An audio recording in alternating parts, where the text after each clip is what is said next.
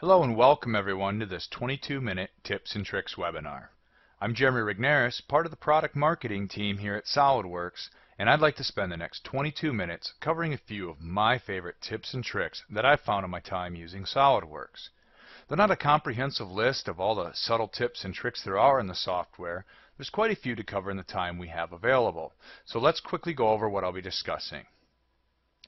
First, I'll start with the user interface, as the UI is really the foundation for everything we do in the software. Then we'll look at a few sketching tips, as sketches are really the building blocks for all the 3D geometry we create. And finally, we'll look at the three core document types, parts, assemblies, and drawings, and show a few tips in each of these areas that will hopefully save you time in your day-to-day workflow. With that, let's go ahead and dive right in and get started. For this presentation, I'll be using this rotating engine assembly to show several tips and tricks and how they all interact with each other. So let's go ahead and start by looking at the user interface. For this, I'm going to open up one of the connecting rod parts. Now keep in mind, even though I'm working on a part file, everything I'm going to show you in regards to the UI is relevant to parts, assemblies, and drawings equally. Now, one of the things I really love about SolidWorks is the variety of tools I have at my disposal to help me get my job done. That being said, it can sometimes be challenging finding that one button I need out of so many. For example, I would like to use the Move Face command to stretch this connecting rod. A quick glance up at my Command Manager's Feature tab and Surfacing tab, I can see that the Move Face icon isn't there. So how do I find it? Well, I could use the old method of looking through the pull-down menus until I eventually find it, but that wouldn't be an efficient use of my time. SolidWorks actually has a really nice way to find any tool in the software. In the upper right-hand corner is a series of search tools. One of these is called Command Search. All we need to do is select commands from the drop-down list, then just start typing the name of the command we're looking for. In this case, as I type move, SolidWorks presents me with a list of commands that contain that keyword. Once I see what I'm looking for, I can select it right out of the list and start using it immediately. This is a really convenient way to not only find tools, but access those tools you intentionally leave off your toolbars to save space. But what if I did want to add it to a toolbar? That's something I really like about Command Search. Let's go back to that list. As long as a command has an icon next to it, I can add it to any toolbar in the software by simply dragging it and dropping it, in this case to the Surfacing tab. Now, I like using the Command Manager in SolidWorks for the tools I use often, but I really love using the shortcut bar for the tools I use all the time. Some people call this the S key because of the hotkey you use to access it.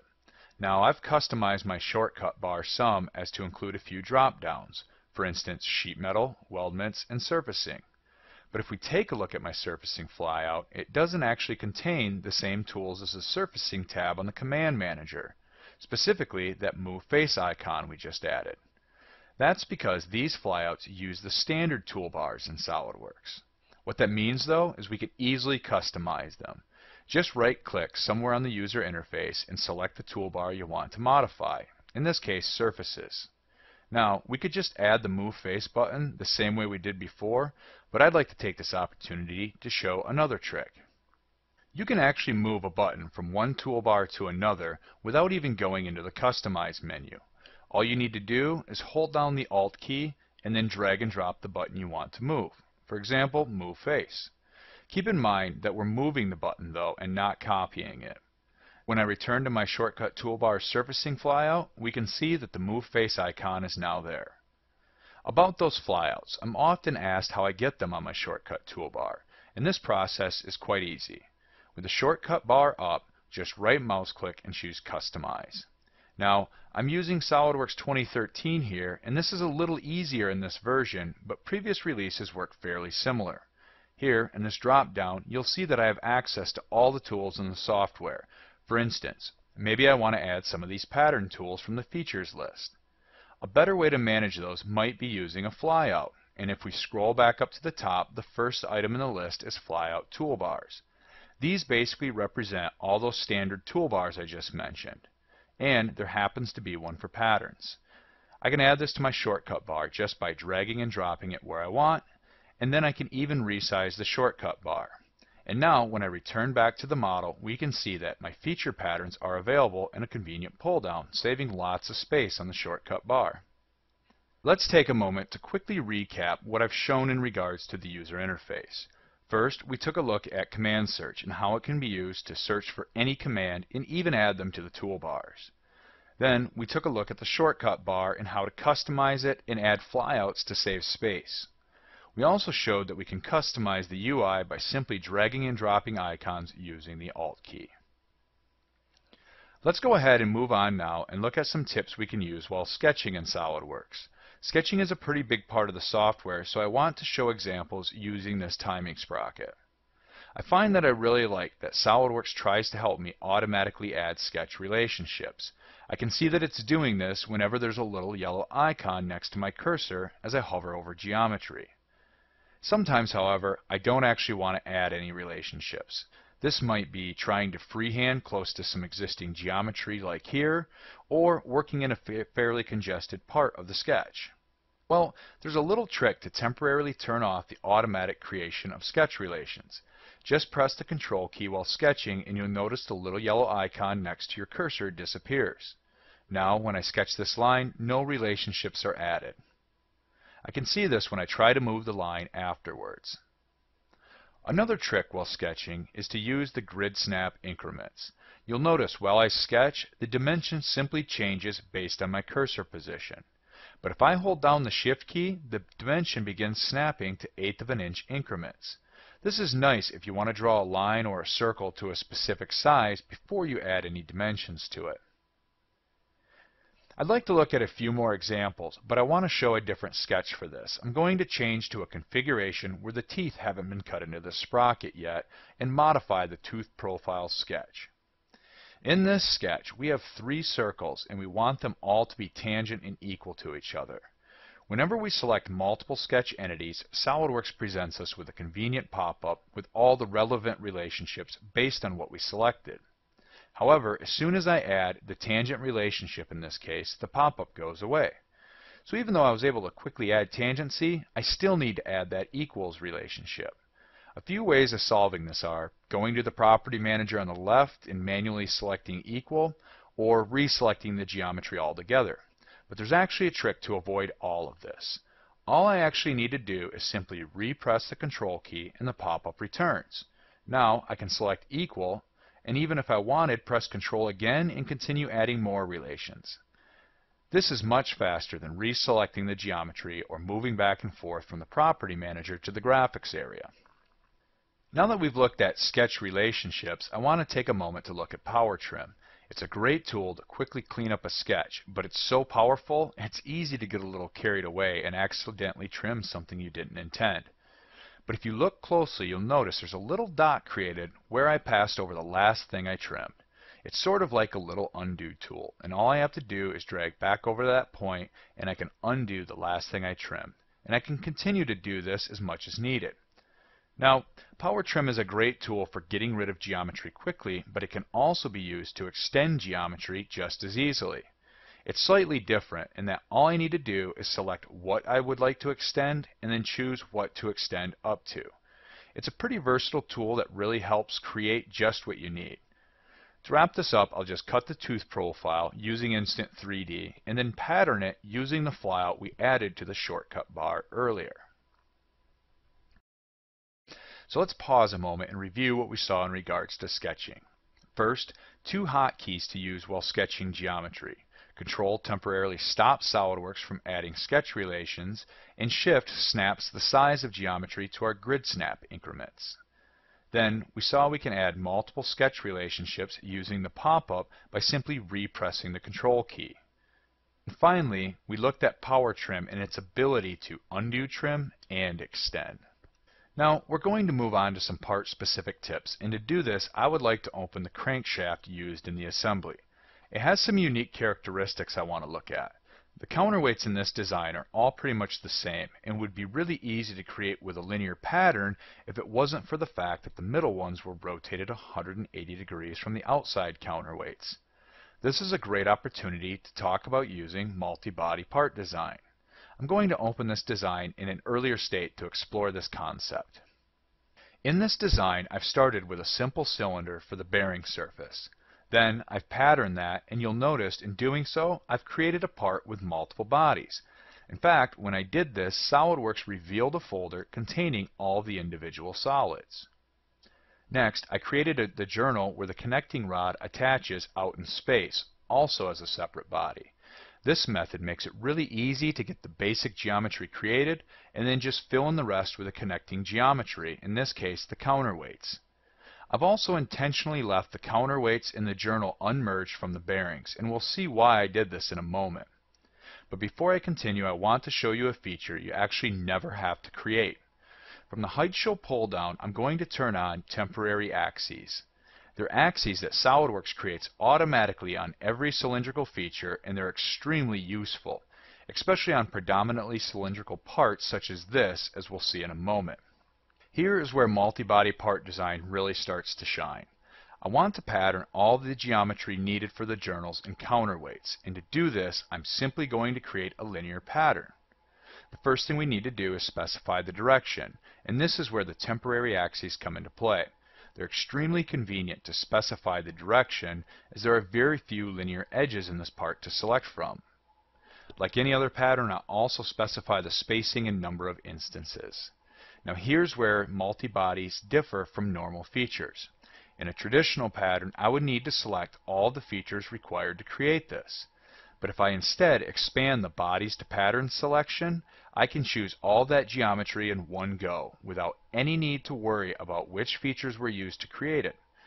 So we've patterned the counterweights, but that still doesn't solve the problem of the ones in the middle being rotated 180 degrees. This again is another advantage of multi-body part design. For this, I'm going to again use a tool not on my toolbars and use command search to look for a tool called Move Copy Bodies. Move Copy Bodies is a powerful tool that allows us to reposition bodies multiple ways. In this case, we're going to use it for rotation. To rotate about a specific axis, we're again going to utilize the temporary axes SolidWorks created for us. Then we just need to specify the rotation angle, which is 180 degrees. When you're finished with the temporary axes, you can also simply toggle them back off using the same pull down. That's something I really like about them. Not only do I not have to create them, I can show them when I want and turn them off when I don't need them. We're fairly close to the finished design, and multi-bodies made the whole process considerably easier than creating everything with different features and sketches. However, the crankshaft still consists of several disjointed bodies, and we want this to be one continuous solid. If you select multiple bodies and right mouse click, there's a tool available called Combine. This tool allows you to perform different Boolean operations. All we're interested in right now is Add, which merges all the geometry together. And as soon as I did this, the Solid Bodies folder disappeared, letting me know there's only one solid in this file. Before we move on, I want to look at two other tools for manipulating both feature-heavy and imported parts. I want to remove the hole in just this one counterweight. There's no easy way to go back through the history of the part and modify this one instance.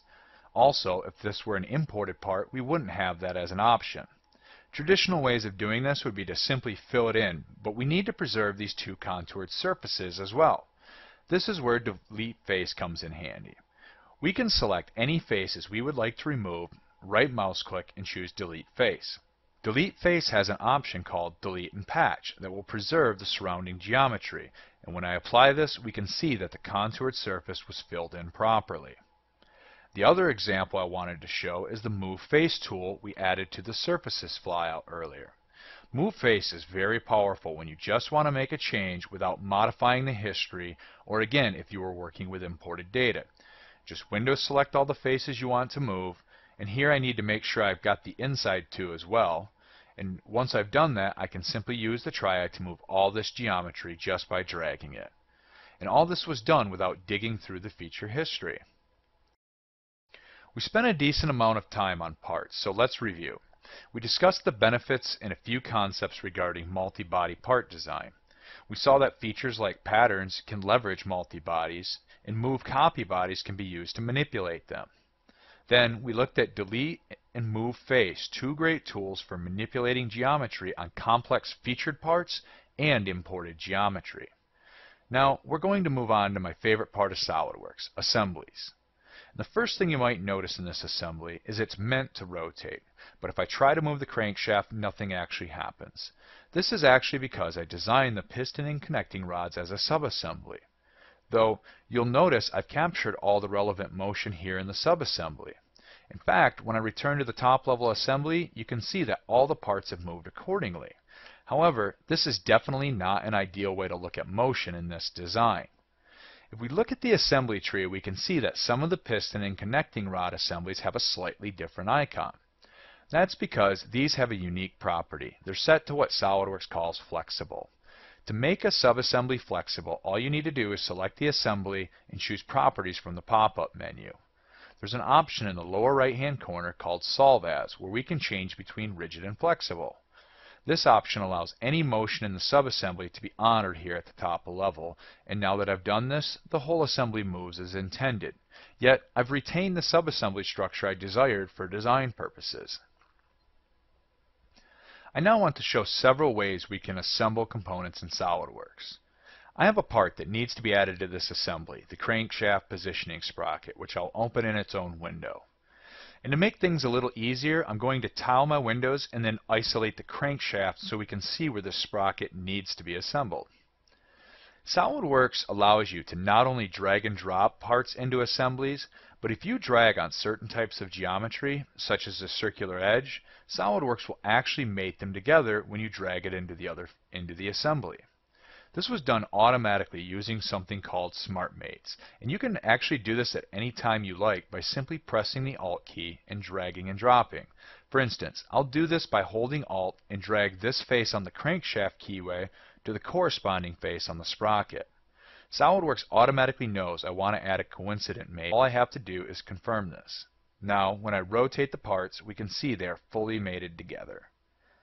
Another way to locate multiple instances of components is to reuse existing patterns. In this case, I need 2 of these bearings on every bearing on the crankshaft. And if we remember back to that part, the bearings were created using a pattern. I can quickly create multiple copies of these using feature-driven component pattern. SolidWorks places a copy of each bearing at each pattern instance. It's not only fast to place the components this way, but if I change the bearing pattern in the crankshaft, such as the quantity or spacing, this component pattern will update automatically with it. But what if I already have some components mated together, and I would like to add more of them and repeat the same steps that I did to place them? I'll turn on a washer and bolt I've added to the bottom of one of the connecting rods, and we can see that I need to add several more. Copy with Mates is great for this. All I need to do is select the parts I want to copy, right-click, and choose Copy with Mates. Then, I just select geometry similar to what was used to mate the originals, such as this tapped hole and this face on the connecting rod, and then just right-click to confirm.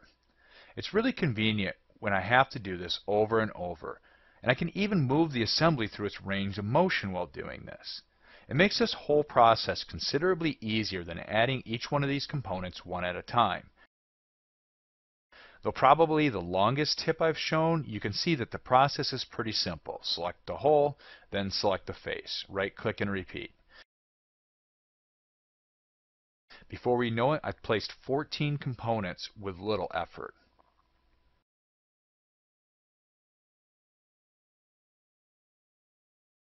Now, I want to get to the drawing tips and tricks, but before we do, let's do another recap. Flexible subassemblies allowed us to reuse the motion of a subassembly in a top-level design. Then, we saw that we can not only drag and drop a part into an assembly, but mate the components at the same time. This was done using Smart Mates, which we learned we can do at any time using the Alt key. We also saw that we can reuse patterns from our parts to locate component patterns in our assembly. And finally, we saw how easy Copy with Mates makes it to place lots of copies of an already mated set of parts. Now, let's finish up by going over some drawing tips and tricks. This is probably most users' favorite area, or rather most time spent area in the software. And for this, I'm going to start by just creating a drawing of the piston assembly and start by placing a view. After we place the first view, SolidWorks automatically makes sure that all my views stay aligned, like this top view. But what if we didn't want a view to be aligned this way? When we place a view such as a section view, we can see that it is in fact aligned to the view it was created from, but we might actually want to move it somewhere else. Well, this can be done while you're placing a view by holding down the Control key, and SolidWorks will allow you to freely place the view anywhere you like. But what if I wanted to align this view to another view to keep things tidy? You can align views at any time by right-clicking on a view and choose Alignment, and in this case, I'll align the section view to the top view. And you can always go back and choose to either break the alignment or set it to another view, such as its original parent view. Now, I want to look at one of my favorite things we can do with views in SolidWorks. I'm going to create a half section through the top view, and though this makes a nice view by itself, I want to show something really cool. To get a better understanding of this view, it might be convenient to look at this in an isometric section view. To do this, you can select any view, and in the heads-up display in drawings, there's an option to rotate it. You can even choose predefined views in models like isometric. Then, if I click the OK button, the view will be saved in this position. Now, the line work in this view doesn't look that good, and this is the second part of this trick to make these look nice. We want to go into View Properties and set the option Hide Cutting Line Shoulders. And while we're here, let's do one more thing that really makes this view stand out and make it easier to understand. Section Scope is a way to selectively choose which parts get cut in the section view. In this view, it might be easier to understand if we choose the circlip and piston pin. And when I press OK, the view's lines are all cleaned up, and notice the circlip and piston pin are no longer section. That's a pretty nice looking section view. I want to show two more things, and to do this, I'm going to add a second sheet. I want to create a view of the whole assembly, and SolidWorks allows you at any time to add views from other files. In fact, it even gives us a drop-down list of files to choose from that are open. So I'll select the top-level assembly and place the front view. When you're working with moving parts, sometimes you want to show them in a specific position on a drawing. This is a great use for configurations. To change a view's configuration, we need to go to the Views Properties again. In this design, I've created two other configurations than the one we've been working on. The first is called 90 degrees and shows the crankshaft rotated 90 degrees from top dead center, and the other is top dead center itself. For reference, top dead center is when piston number 1 is all the way up, or extended depending on how you want to look at it. When I choose top dead center, SolidWorks will redraw the view using this configuration, regardless of where all my parts were in the configuration we were working on before. This ensures that all my components look nice on the drawing, but I can also dimension them much easier this way. But what if I wanted to show those two different positions, top dead center and 90 degrees, I just mentioned? This is where alternate position views comes in, and is definitely another favorite of mine. When you choose to create an alternate position view, SolidWorks will give you the choice to either create a new configuration on the fly or use one that already exists in the assembly, for instance the 90-degree configuration I just mentioned. SolidWorks then creates sort of a silhouette of the 90-degree configuration over the top of our existing view. And once we create an alternate position view, we can even dimension between the two different positions, like these pistons for example. This is a great way to show motion in a static 2D drawing. Let's again recap everything we looked at in regards to drawings. First was breaking the alignment of views on the fly using the Control key. Then we saw you can actually rotate any view in 3D. We also learned you can exclude components from a section view using Section Scope. Then on the second sheet we saw you can use configurations to lock down parts in a drawing, and finally alternate position views can be used to show multiple configurations at once over top of each other. Well, that's all I have for today, and I'd like to thank everyone for attending, and I hope there was a little something for everyone that they might take away and benefit from. But before I get into the Q&A, I would like to mention, if you like what you saw today, local user group meetings are a great way to see lots of content like this on a regular basis. To learn more about local user groups in your area, check out the SolidWorks community page on the SolidWorks website.